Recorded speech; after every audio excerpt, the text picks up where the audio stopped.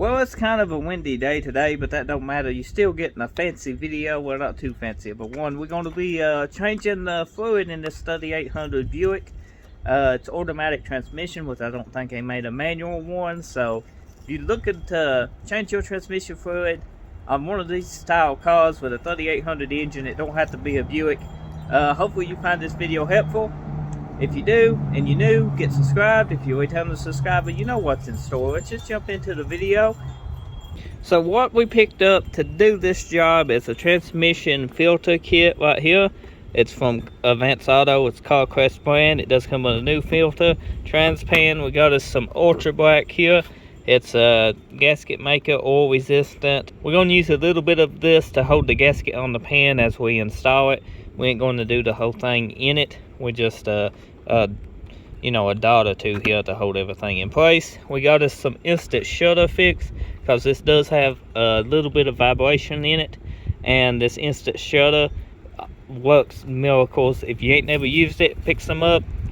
You'll be amazed. I just fixed a Mitsubishi Endeavor with it.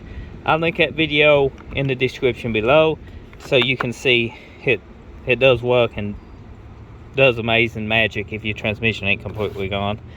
We picked up a transmission fluid for a pan change. I think it called for 8 quarts. It might call for a little less, but we got, you know, some extra in case it was low.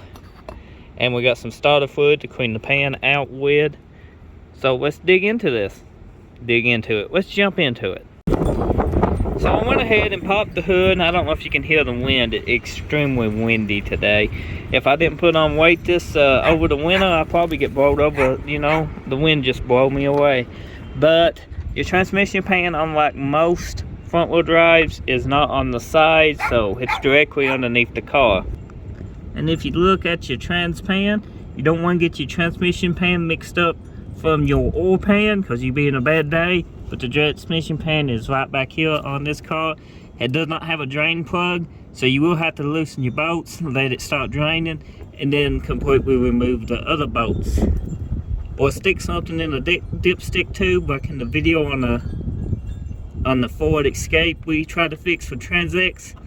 That's a fancy little tool. Link in description so you get an idea of what that tool is. We ain't going to be using it here today. So now that you've seen where the trans pan is, we're going to take it loose, drain the fluid, and clean it up and get ready to put it back on. So I'm going to show you what we got going on at this moment. We removed the filter, but the little gooseneck stayed on. I'm going to take a pair of pliers and get that out. Hopefully yours come out in one piece. It's not held on by any bolts. It's just kind of a friction fit. We're going to remove the gasket here. There's a magnet over there, catches crutch material and stuff. You need to take that out, clean it. But we're going to spray this out and clean it out good with some starter fluid. Or brake clean, whatever you got. So we got the pan all cleaned up. It looks extremely good. We got the magnet cleaned off now. We're going to take a silicone and just put some dabs on it to help hold the gasket, you know, in place. I mean, you could smear it all over, but I would not. Just a little bit of silicone goes a long way. And you want to make sure that this is oil resistant. Now we can take the gasket, put it on, and make sure it fits good. I'll let Bryce do that as I'm holding the camera.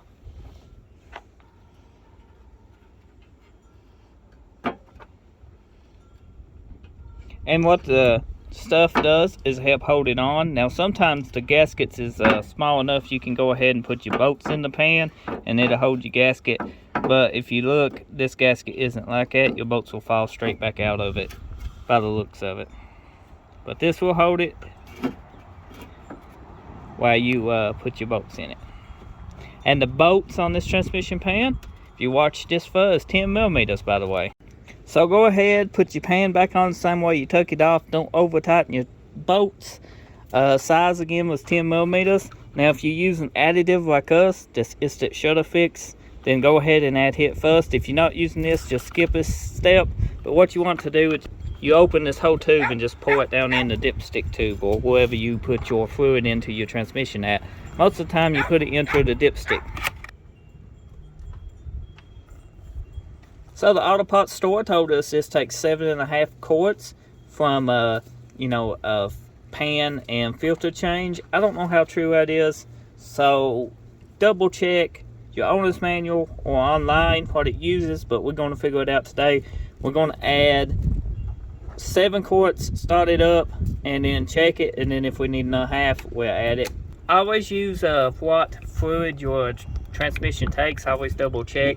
This is a Valvoline. It's Dextron Mudcon type mix. It's a hybrid synthetic, and it says it'll work fine for transmission, but you know, if you uncertain, just use what the factory recommends. So we got 7 quarts in this now. I'm going to crawl under the car, not totally underneath the car, but straight down here, and take a peek and make sure the pan's not leaking, because you don't want the pan leaking, and a rubber gasket, if you don't get them tight, will leak.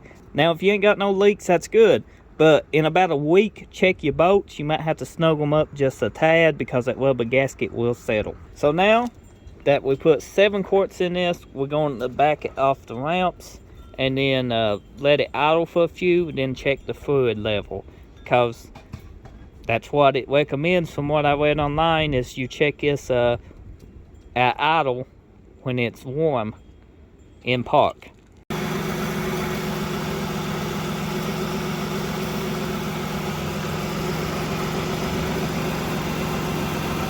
Looks good to me. After we checked and made sure it was full, we give this a test drive. Now we're checking again since we just got back, and the fluid level is great in it. Hopefully you enjoyed this video. Hopefully you found it helpful. If you're new, get subscribed. If you're returning to subscribe, I appreciate you watching another one of my videos. I'll see you next time.